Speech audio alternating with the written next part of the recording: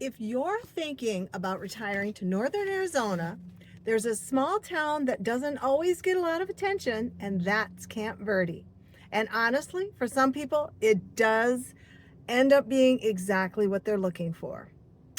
It's quieter there and a little more spread out, a little more grounded, I would say. You're still in the Verde Valley, so you're close to places like Cottonwood and Sedona, but when you're actually in Camp Verde, it feels different. Slower, less busy. And for a lot of people that I work with, especially those coming from the Midwest, that shift is something that's a right fit for them. But it's not the right fit for everyone. So in this video, I want to walk you through what it's actually like to live here day to day. Not just what you see online, but what you experience once you're here. Because the goal isn't just to find a house. It's to find a place that really fits the life you're moving into. Well, hello.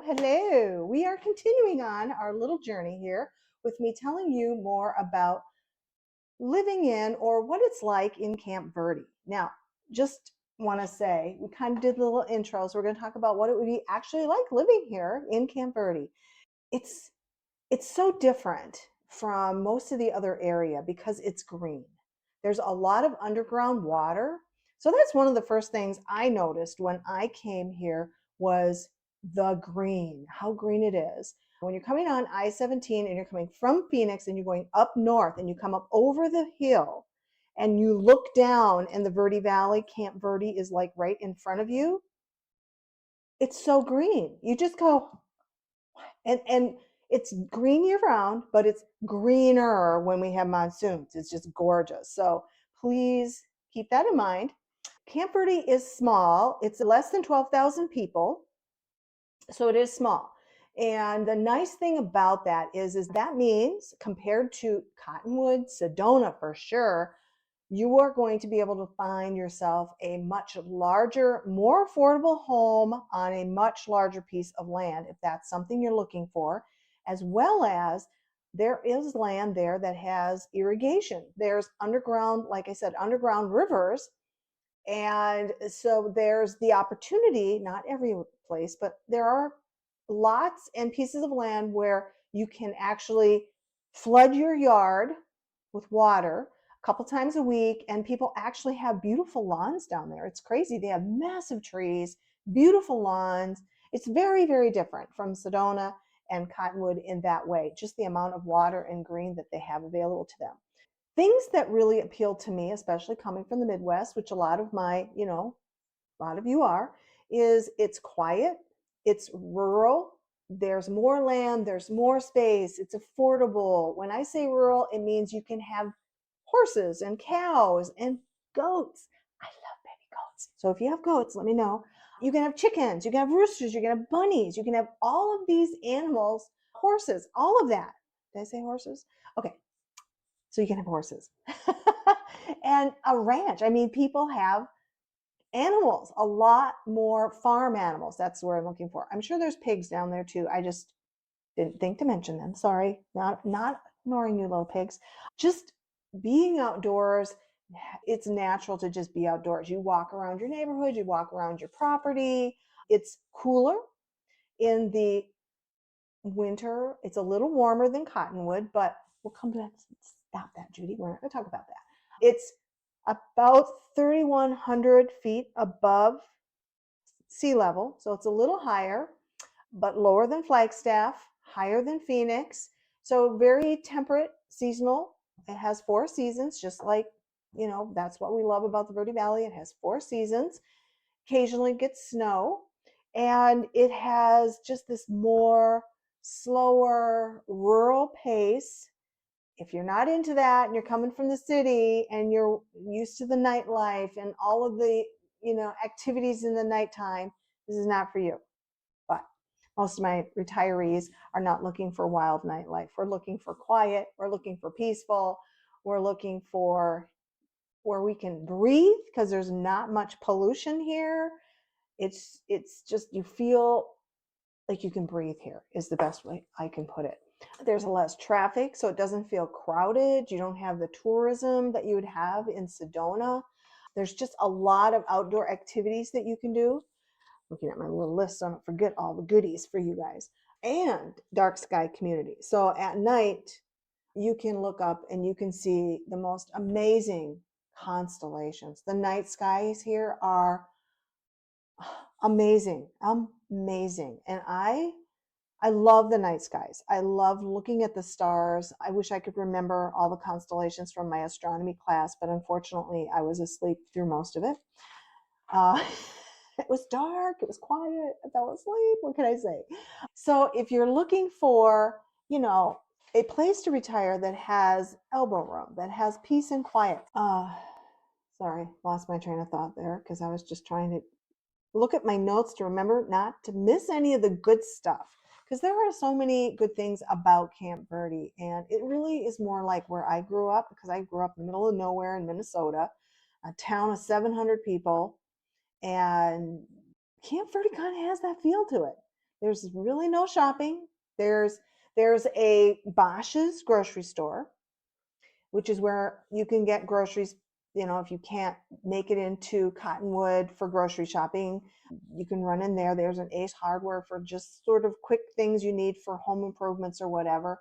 There's enough to get by until you can get into the big town, which is Cottonwood. So if you don't mind driving 20 minutes to get those things, it's a great place to live because it's quiet. It's just so low key. It's beautiful. There's so much to do outside. There's hiking, of course. That's me talking about my hiking again. There's kayaking. There's rivers and streams and things where you can actually swim, do tubing, fishing, kayaking, do all the water things that we're used to from the Midwest. They have campgrounds all over the place. So if you have friends and family coming to visit and you don't want them to stay with you or they have their own RV or something, there's a lot of really great places that they can camp and RV. It also has a lot of vineyards. So there's, wine tastings kind of a thing where the Verde Valley, where it's just perfect weather for vines. And so there's places to go wine tasting. There is the casino. If you are interested in the casino, there's the, what's it called? Oh, I forgot what it's called. A castle. Sorry, got my papers mixed up. I don't go to the casino, so I don't remember the name of it. I know this sounds terrible. But it's not so terrible. I work hard for my money. I ain't just giving it away by pulling no. You don't even get to pull the thing anymore. It's pushing a button. Sorry, derailed there for a minute. Just bear with me. So it's just a very different lifestyle than obviously Sedona, which is very touristy and all artsy and culture and theater. And, it's more about nature. And so there's, local farms, there's local produce, there is a lot of farm to table going on, which is great. There aren't a lot of restaurants. There's the Astoria, which is very good. And next to that is an antique store that I really like. And then there's a Mexican restaurant down there that's very good. And then there's an Italian restaurant there that's really good. I can't remember the name of either of those. Isn't that terrible? I know where they are, so I just go. But I'll post them below so you'll know which restaurants. The Italian restaurant is a little more spendy. It's kind of an elegant place to go for an anniversary, a birthday, some kind of a celebration. You would go there more so than your evening meal. There's a lot of kind of fun things to do outside. If you are like, let's go do something this weekend besides, just hanging around the farm, you can go to Fossil Creek, which has beautiful turquoise water, and people go there. There's camping areas there. There's the Verde River, again, like I said, for kayaking and fishing. There's ATVing if you're into doing that, side by sides and that type of thing. And then there's just a lot of canyons and wilderness areas to get out and hike. It's not all real challenging hiking. It's, some of it's very easy. So those type of outdoor activities you can do. And then there's also out of Africa, which is fun. I went to out of Africa with my family, and even in May, it was way too hot to be walking, and we did not bring enough water. So my recommendation is take the full zoo bus tour. And the reason I say that is because it's hot. There's a lot of area to cover. And when you're on the bus tour, the animals come to the bus because they know they're going to get treats. And then they tell you more about the animals. And I like to know as much as possible about the animals. I learned things just because we happened to be at the fence when the bus came by. And I got to hear about hyenas and things. I had no clue about hyenas. And they're actually a pretty cool animal. So I would definitely recommend taking the bus tour through the whole park because it's big. It's a lot of walking and it gets very hot. Then they also have the zip line there. So please check out the zip line if you want to be adventurous. It zip lines over the animals. They call it the predator zip line. So you could be a tasty treat if you fell, God forbid. So other things to do would be Montezuma's Castle. Montezuma's Castle is all about cliff dwellings. Native Americans who were cliff dwellers, and they built their homes into the cliffs of the Camp Verde area. And they also did irrigation and raised gardens and things. So there's a ton of information there. I highly recommend checking it out. If you're in really good shape, you're going to enjoy it. If you're not in great shape, it's going to be challenging. I know because the first time I went, there was a lot of walking and a lot of steps, and it was killing me. I went again, and I was in much better shape, and I enjoyed it a lot more. There's also the Fort Verde State Historical Park, and they do a reenactment with local volunteers from time to time. So that's a really fun place to go to learn about the history of the trappers and people that came here initially, military, all of that. And then there's the Verde Valley Architectural Center, and that talks about the Native American history because obviously the Native Americans lived here long before we did. And I think it's great that we are honoring their history and their culture in that way. So there are those other things to do that are not, they're historical. And if you like history like I do, those are great things to do. I love that stuff. I'm the person who's going to be at the History Museum reading everything. I read it all. I want to know. And other people are like, they look at it and they move on. And I'm sorry, you can't look at a history exhibit and understand history. I'm sorry. Sorry, derailed again. We talked about vineyards already. There is a lot of really fun wine tasting you can do here. They have the buses you can get on, and they'll go from one winery to another tasting. So you don't have to worry about designated drivers. There's so many things to do that are not the typical touristy kind of buy tchotchkes that you're never going to look at again and you're going to care and they're going to end up in the junk. This is like making memories, things you're going to hang on to, you're going to share with your family, you're going to show your grandchildren, you're going to really enjoy, and you're going to want to go back to more than once. So that's kind of that part of it. And just in general, some limitations are there's the immediate care facility and a few clinics, not a whole lot of options medically. So if you do need medical services, emergency medical, you're not going to find that in Camp Verde. There's no industry, there's no big businesses, none of that. It's truly a rural town. They have a grocery store, they have an Ace Hardware store, they have a couple, two, three restaurants that I consider sit down dinner restaurants, a lot of fast food restaurants, which I don't recommend, but that's just me. But the cool part is the prices there for homes are phenomenal.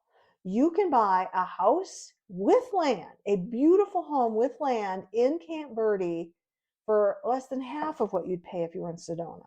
Less than half. Beautiful area. Again, remember, lots of underground water, so it's easy to grow things. You're going to have lots of green.